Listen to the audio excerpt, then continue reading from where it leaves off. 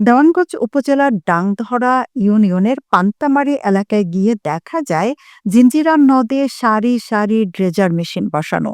ওই জায়গা থেকে বালু তুলে বিক্রি করছেন কয়েকজন বালু ব্যবসায়ী। পাইপের মাধ্যমে আশপাশের এলাকাসহ ৪-৫ কিলোমিটার দূরের এলাকায় যাচ্ছে এসব বালু। এ অবস্থা চলতে থাকলে অল্প দিনেই এ এলাকাটি নদীগর্ভে বিলীন হয়ে যাওয়ার ঝুঁকিতে রয়েছে। নদ-নদী থেকে অবাধে বালু তোলায় হুমকির মুখে পড়েছে উপজেলার ডাংধরা ইউনিয়নের পান্তামারী, গোয়ালকান্দা, পাথরের চর, জিঞ্জিরাম সেতু, বেড়িবাঁধ, বসতভিটা, আবাদি জমিসহ নদী তীরের কয়েকশো পরিবার। স্থানীয়দের অভিযোগ, সরকারদলীয় লোকজনই নদী থেকে অবৈধভাবে অবাধে বালু উত্তোলন করছেন।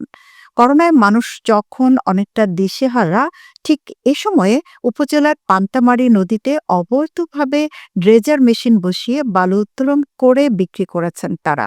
আর এসব অবৈধভাবে বালু উত্তোলনকারীদের নেতৃত্ব দিচ্ছেন স্থানীয় আওয়ামী লীগের প্রভাবশালী নেতারা। প্রশাসনও রয়েছে নীরব ভূমিকায়। নদীপাড়ের বাসিন্দা নাসির মিয়া বলেন, এসবের বিরুদ্ধে অভিযোগ বা কথা বলে কোনো লাভ হয় না। আর যার নেতৃত্বে বালু উত্তোলন হচ্ছে তার বিরুদ্ধে কথা বলার সাহস কারো নেই।